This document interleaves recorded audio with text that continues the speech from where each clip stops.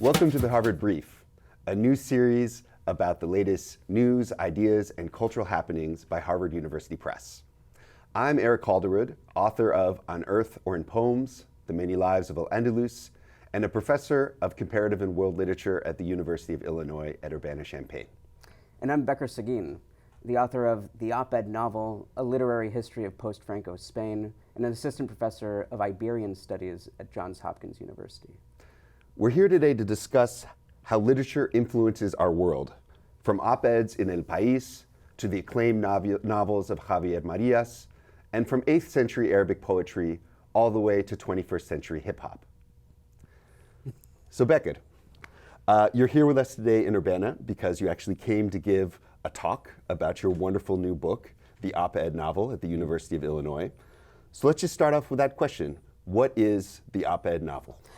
So, an op-ed novel, the way that I define it, is a novel that clearly attempts to intervene directly in the current affairs of its day. And so, I put a lot of weight on two words, right? Clearly, on the one hand, and directly on the other.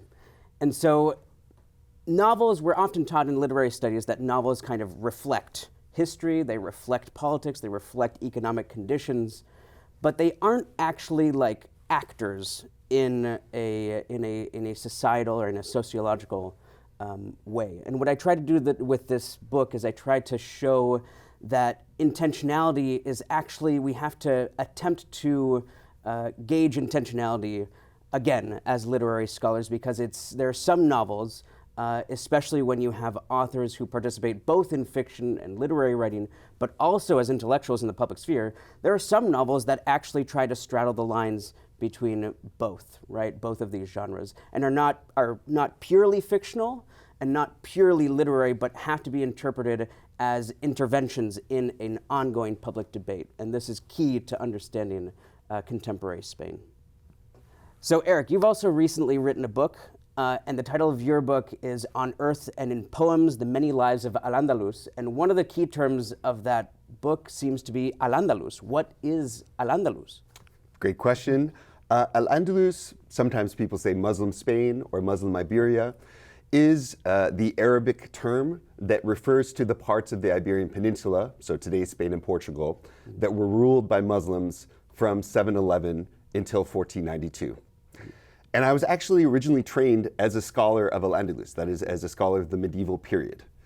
But I should say from the top that this book is not actually a history of al-Andalus.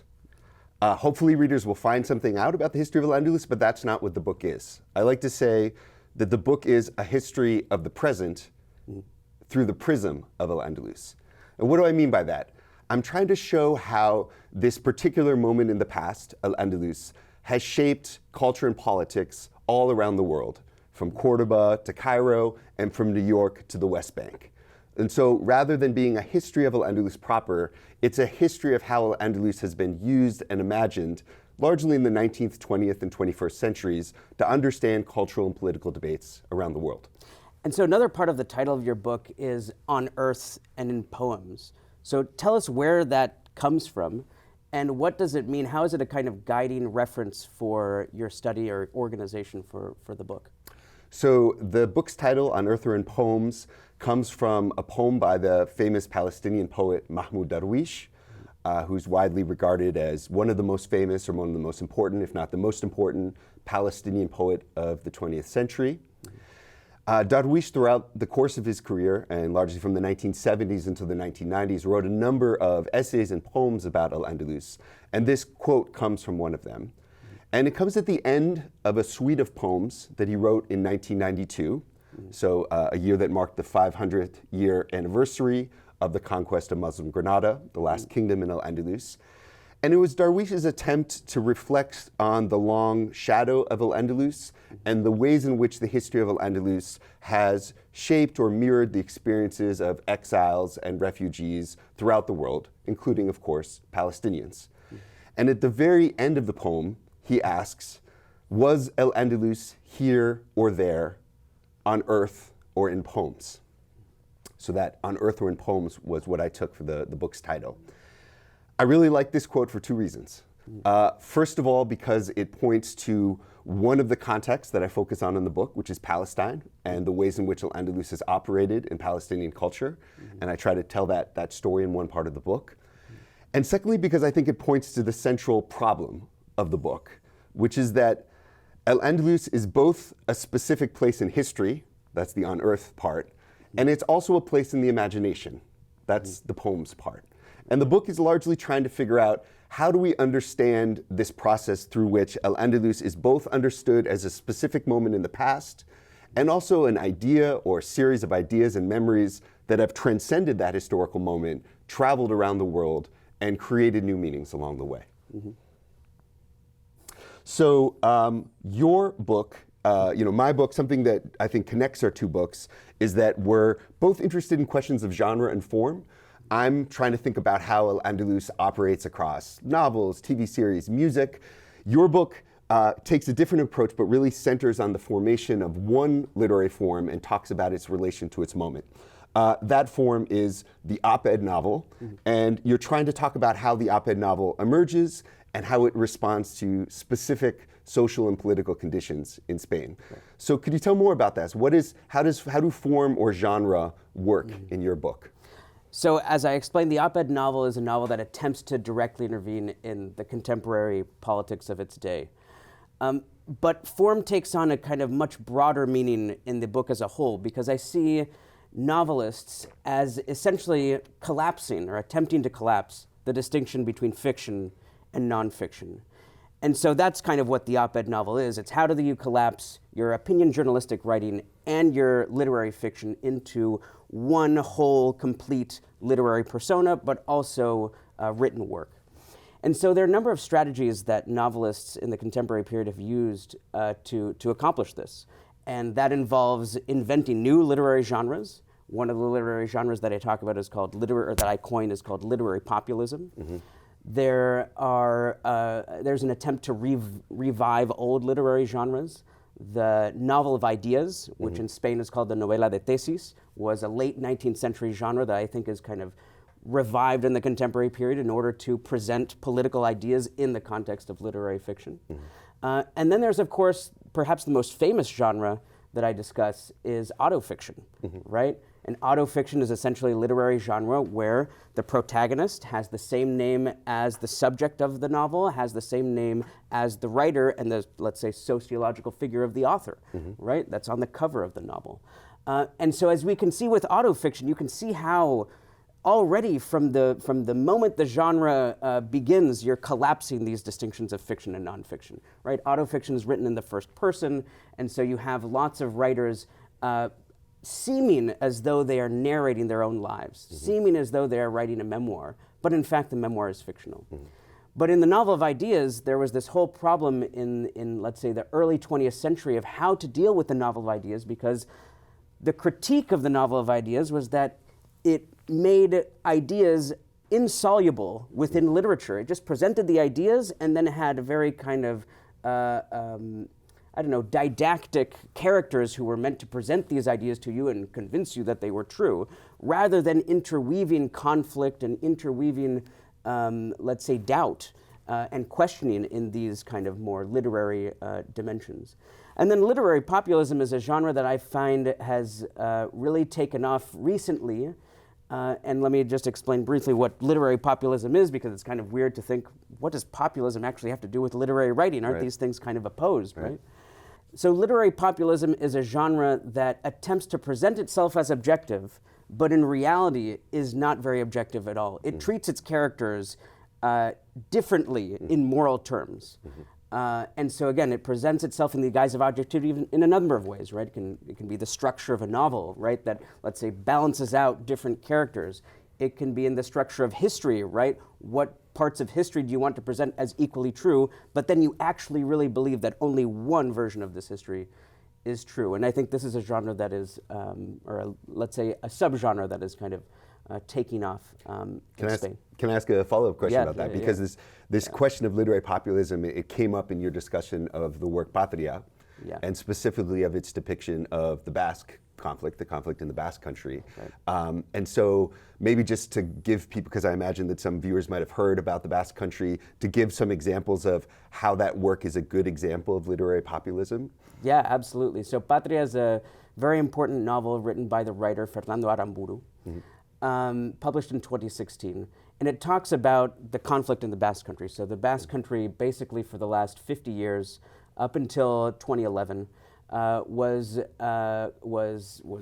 kind of embroiled in a conflict between a militant group, an armed militant group, and the Basque and then the Spanish state, right? And so these militants were Basque nationalists, and the Spanish state was, of course, attempting to suppress any kind of nationalism, whether it's Basque or Catalan or any other kind of nationalism.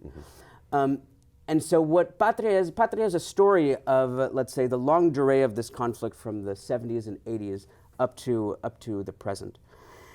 And what it does in order to narrate that conflict is it narrates it by giving you two sides of the story.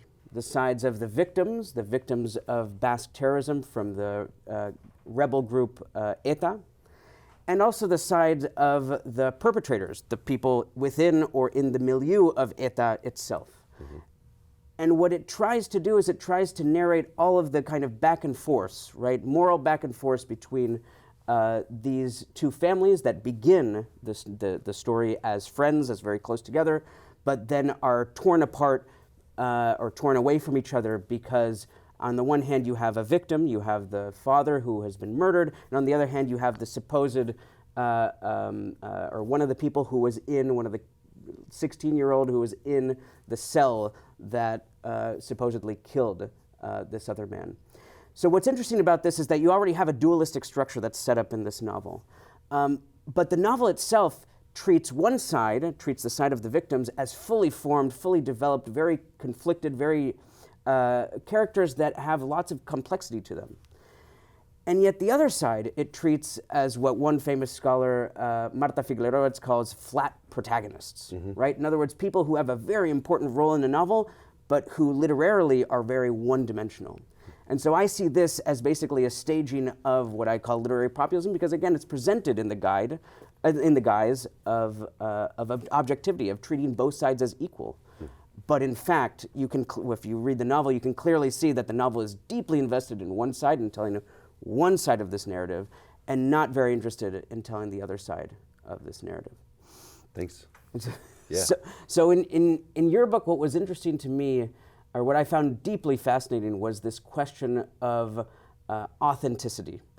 And so you structure your book by talking about different kinds of al-Andalus. So first of all, tell us about these different kinds of al-Andalus. What are these different interpretations, appropriations, uses of al-Andalus? And then I want to ask you about this question of authenticity. Okay, yeah, thanks so much. So the book is structured around a series of problems. So I think of the introduction as me naming the problem of al-Andalus being both this rich moment in the past that has had this very ideologically diverse and geographically expansive afterlife. How I understand that relationship and what are some of the tools I use to grapple with it. And I can come back to that more when we talk about authenticity. And then in each chapter of the book, I try to explore one of the cultural contexts or one of the political debates in which al-Andalus has served to articulate something or understand something about the present. So for example, in the first two chapters of the book, I show how al-Andalus has been really crucial for understanding debates about ethnic identities in North Africa and the Middle East, defining what it means to be Arab and defining what it means to be Amazigh or Berber, one of the major ethnic groups of North Africa. In chapter 3, I turn from ethnicity to gender to say how has al-Andalus shaped debates and understandings of feminism in Muslim and Arab contexts, debates about what it means to be a Muslim or Arab feminist. In chapter 4, I turn to the question of Palestine and think about how and why has al-Andalus had this really long and deep presence in Palestinian literature? How has it been useful for generating conversations about the condition of Palestinians? And in the last chapter, I turn to a term we'll talk about later, convivencia, this idea of interfaith harmony. And I talk specifically about how musicians have used music as one of the modes in which you can engage with the past and maybe stage or perform or embody some idea of interfaith coexistence in the present. In the very end of the chapter, I try to actually turn here to my hometown, and I start off with a little anecdote about the mosque that's actually just a few blocks from where we're filming this. Because when I moved here, the mosque in Urbana, its facade was actually designed after one of the most famous mosques in al-Andalus. And so the question that I then start off with there is like, how and why has al-Andalus served as a point of reference for how Muslims, both in the United States and Europe, have understood their place there? Mm-hmm. And so what's interesting to me about your book is that when one approaches your book, you could almost take certain assumption or have an assumption that you're going to talk about a certain kind of authenticity, which is what is the true story of al-Andalus, and how do all of these different kind of groups make uses and abuses of that story. Right. But your book takes a very different approach from that approach that one might assume when one comes to your book. And it talks about authenticity in a way that people, let's say these groups are trying to make claims on this certain history, and they're trying to make claims about authenticity, about al-Andalus being an authentic kind of root of these different cultural, ethnic, linguistic identities. So tell us about how those claims work and how that creates maybe some conflict between these different versions of al-Andalus. Yeah, thank you so much for that question. So, as I mentioned before, I was actually originally trained as someone who worked on the pre-modern period. I spent my first 5 years of graduate school writing a dissertation that was largely about the 15th and 16th centuries, so the end of al-Andalus. And then I kind of made a jump at that stage in my career to working more on the modern period. And ever since then, I've been really interested in this question of how things that happened in the pre-modern period shape our understanding of major political debates in the kind of what we could say the modern or contemporary period. And so that's been a kind of abiding concern of my work. And you know, I think one way I could have approached this book is to have used my training as someone who spent several years studying al-Andalus and to basically survey the various representations and stories of al-Andalus around the world and say, this one gets it right, this one actually it's kind of shaky, it didn't really happen that way. And there are a lot of my colleagues who are specialists of al-Andalus who do that, and I understand the instinct. I respect the instinct, actually, because it is actually true that the misrepresentation of the medieval past has been put to the service of all kinds of nefarious political projects today, be it white nationalism, be it the resurgence of various kinds of violent extremisms. And so I understand the idea that medievalists want to actually have some record about what happened in al-Andalus. But fundamentally, I'm actually interested in different questions in this book. I think it's important to get it clear, like when are we talking about al-Andalus and when are we talking about something different? But the questions shouldn't stop there, because whether or not or however we adjudicate where these stories about al-Andalus come from, what is their relationship to the medieval past, what interests me is when and how do they become important? How did they circulate? Why do certain ideas about al-Andalus catch on in certain places and become attached to certain political projects? Why is al-Andalus useful for making sense of the world? And so I'm trying to identify ideas that, if not always true, or usually they have some partial connection to what we know about al-Andalus. More often, I'm trying to understand not what do they tell us about al-Andalus, but what do they tell us about how al-Andalus has fueled debates and understandings of things happening in the present. Right. So, you know, I don't want to go on too long with this answer, but maybe I'll just one example. Yeah, absolutely. Which would be the question of Muslim feminisms, or we'll say like feminisms of the MENA region of the Middle East and North Africa, and among kind of Muslim and Arab authors and artists. So one of the major challenges that has kind of plagued feminist projects and the study of feminism in North Africa and the Middle East, and we could even say broadly in the global South, has been that women's rights were actually one of the primary defenses of European and American imperialism. One of the, you know, whether we're talking about British administrators in the 19th century or the kind of administrators of the Bush officials in the Afghan war, the idea that Europeans or people from the United States had a duty to rescue Muslim women often served as a justification for military and political interventions in this region. And so one of the challenges is like, how do we imagine a feminist project and a feminist praxis that is not necessarily tied to that colonial and imperial genealogy? Well, one way you can do that is to imagine, and this is precisely the process that I'm looking at in the book, a lot of Muslim and Arab feminists, and I'm using both because sometimes it's understood in religious terms and sometimes ethnicity, have imagined themselves not being connected necessarily to feminist movements in Europe and the United States, but instead in drawing on the long-standing cultural accomplishments of women from across the Muslim and Arab world, and particularly from al-Andalus.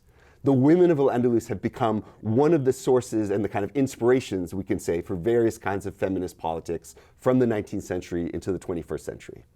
Now, to talk about the first authenticity thing, you could say, a historian could say, wait a minute, we don't actually know that much about the lives of women in al-Andalus. And what we know is pretty fragmentary and based on the lives of a few elite women that happen to be associated with the court. And I say, fair enough.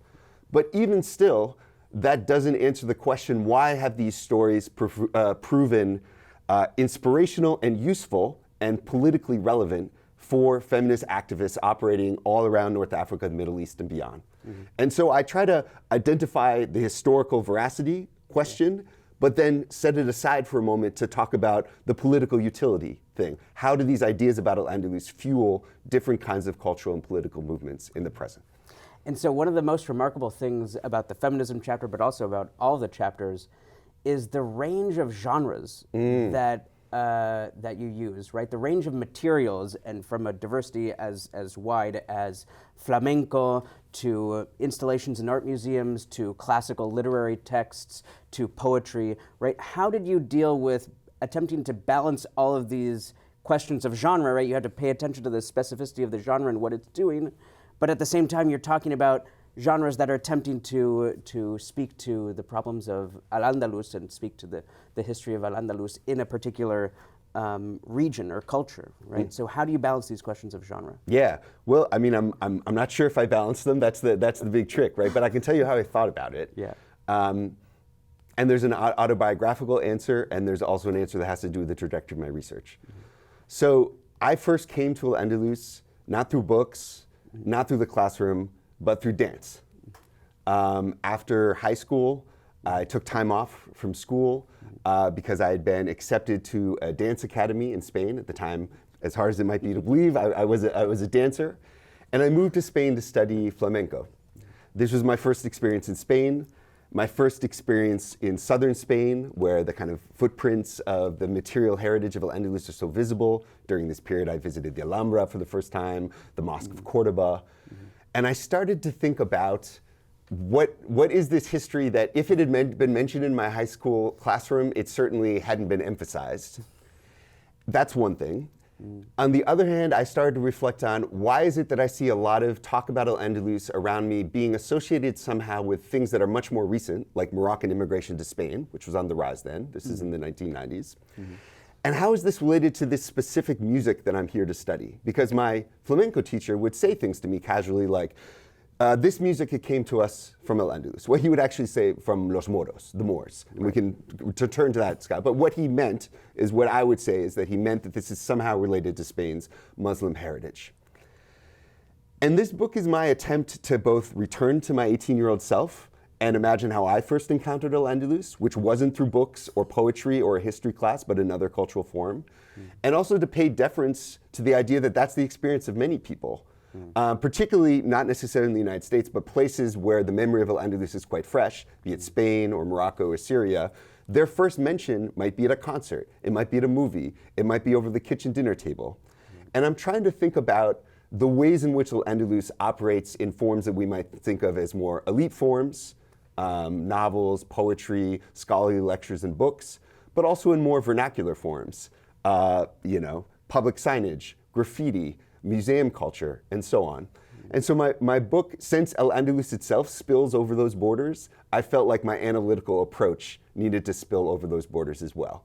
The second reason that I did that, and I'll try to be a bit more brief in this one, is that my first book, Colonial al-Andalus, which was also published by Harvard, is also interested in this question of how did al-Andalus become used or instrumentalized in the modern period?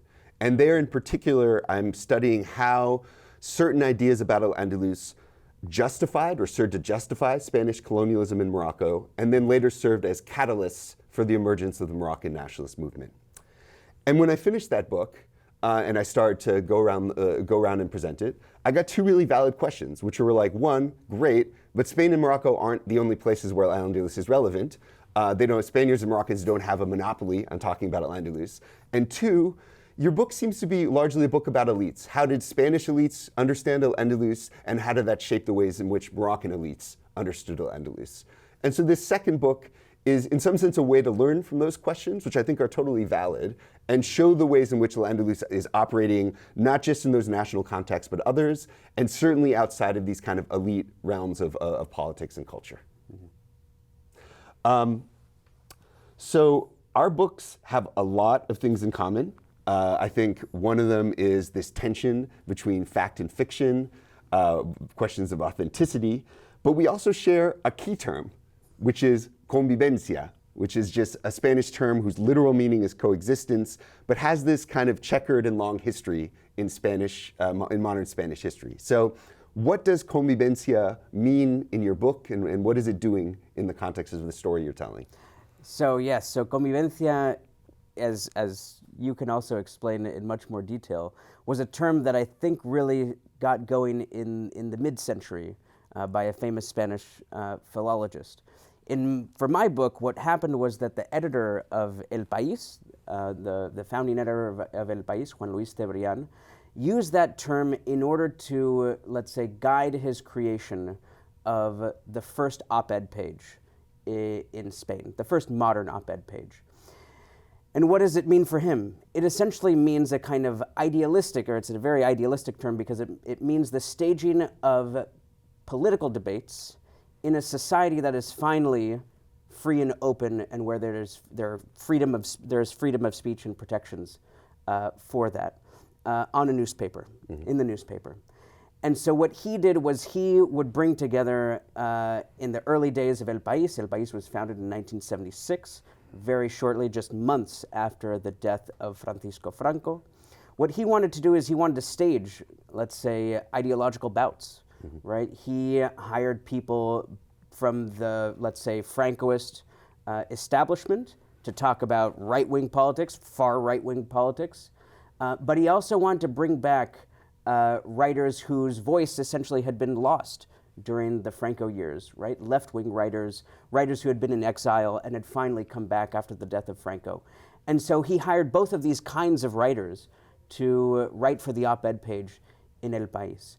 And what's interesting is that this idealistic vision for Spain's kind of first contemporary op-ed page comes from two newspapers in particular. He didn't really want to go back to the newspapers of the Franco years, because in the Franco years, newspapers were essentially an ideological organ for the one and only party that was allowed in Spain, the Falangist party. So instead of looking to those genres, what he wanted to do was have a kind of break with that past, and instead turn to the New York Times, the major American newspaper, as well as Le Monde, which is the paper of record in France. And from those two newspapers, he borrowed this idealism of how in France, with the Tribune Libre, you can have different people of different ideological persuasions writing in a same space, and it be more or less civilized, right? And the New York Times, where the New York Times had, I would say, codified the first modern op-ed page, and the idea of the op-ed page in 1970. And so he borrowed from these two kind of, let's say, different takes on a similar idea, a way to bring new ideas, new political ideas especially, to Spanish people that have been essentially deprived of these ideas for the past, or for the previous 40 years. Yeah. You also use convivencia. I do. So how is convivencia? It seems even more directly, not so metaphorical as Cebrián would use it, but more directly related to your work. That's right. So convivencia, as I said, it means coexistence or living together. But in the context of al-Andalus, it's come to have this really specialized meaning. It's usually used to refer to a specific idea about al-Andalus, which is the idea that al-Andalus was a place where Muslims, Christians, and Jews lived together, that's the convivencia, in relative peace and harmony. Now, as you said, this idea in the study of Spanish history has been most popularly attributed to Americo Castro, a Republican intellectual who used the book to understand modern Spanish culture as the kind of synthesis of the cultural mix that happened in medieval Iberia and the coexistence between Muslims, Christians, and Jews. And since Americo Castro was a Republican exiled intellectual, more broadly, I would say that convivencia is generally understood to be aligned with kind of progressive understandings of Spanish history that celebrate plurality and multiculturalism versus kind of a more monolingual or monocultural understanding of Spain. And this is part of the story of convivencia. But it's actually, the story of convivencia is a lot muddier, it turns out, when you study it. Because, as I've tried to show in different parts of my work, in this book, but in others, convivencia actually was a term that was very widely available in Spanish culture before Americo Castro ever used it, and was actually particularly prominent in the context of Spanish colonialism in Morocco. A lot of the writers, Spanish writers and apologists for Spanish colonialism in Morocco would refer to the Spanish protectorate, so that's the Spanish colony, as a convivencia. And the argument would basically go, today Spaniards and Muslims live in relative peace and harmony in the Spanish protectorate, just as they once lived together in relative peace and harmony in al-Andalus. So here we have convivencia operating in the service of imperialism, colonial domination. And I say that just to say that I don't think that we have to replace one understanding of convivencia, the Americo Castro version, the kind of progressive multiculturalist version, with this other one that's kind of more darker, maybe colonialist, imperialist, even fascist, because this was really important under the Franco regime. I just say that anytime we use convivencia, we need to know that it carries both sides of that coin. And then we need to be mindful that it's been put to the service of these very diverse projects. Now, a third story of convivencia, and this might be the one that maybe we could talk about, is that there's a resurgence of interest in convivencia in the early 21st century. And it actually doesn't largely come from Spain. It comes from Spain in part, but it really comes a lot from the United States. And from this scholar, Maria Rosa Menocal, who wrote a really influential book about al-Andalus, in which she celebrated al-Andalus as a place where Muslims, Christians, and Jews lived together. And I think that argument was particularly resonant at that moment because it was precisely, this is a book that was published in 2002 in the immediate aftermath of the 9/11 attacks. And many people in the American public and in the broader world were kind of hungry for historical models for interactions between Muslims in the West that were predicated on understanding and peaceful interaction. And so you see a kind of post-9/11 convivencia that emerges. And so I talk about, to some extent, these different stages of convivencia in the book. But actually, convivencia, you talk about it at the beginning of the book, you talk about it toward the end, but convivencia doesn't really play a super central role in the book. So why is that? Yeah, I actually made a really strategic choice to name convivencia up top, actually start off with an anecdote about convivencia, and then to leave it to the end of the book. Why did I do that? Because I feel like debates about convivencia, at least in my field, have kind of overdetermined a lot of our discussions about al-Andalus. And overdetermine them in a way that often leads to a certain kind of Eurocentrism. Very often debates about convivencia end up being debates about Spanish national identity or European identity. Are Muslims part of the fabric of Spanish history, or are they new additions to it? Is Islam European through al-Andalus or not? And these are conversations that are important and that interest me, but often crowd out the very vibrant and interesting conversations about al-Andalus that are happening outside of Europe and the United States. And so I try to make this very conscious effort to give protagonism to Arab and Muslim authors and artists who have had a lot to say about al-Andalus. Some of it has to do with convivencia, but some of it has to do with questions that have nothing to do with convivencia and aren't really operative or legible or well-known, I should say, to audiences in the US and Europe, like these debates about Muslim feminism, or these debates about how is Palestine understood as a second al-Andalus, or how are Palestine and al-Andalus understood as a metaphorical pairing. And so in the structuring of the book, I made an intentional effort to name the thing that someone might have heard about al-Andalus, and then say, we're going to deal with that later. I want to actually leave room for all these other understandings of al-Andalus that, in my opinion, haven't gotten adequate treatment, at least in the scholarship that exists in English and in Spanish. Okay, thank you very much, Eric, and thank you to our audience for joining us for this edition of the Harvard Brief. If you're interested in either one of our books, or perhaps both of our books and many other books at Harvard University Press. Please check out the Harvard University Press website, and we'll see you next time. Thank you. Thank you.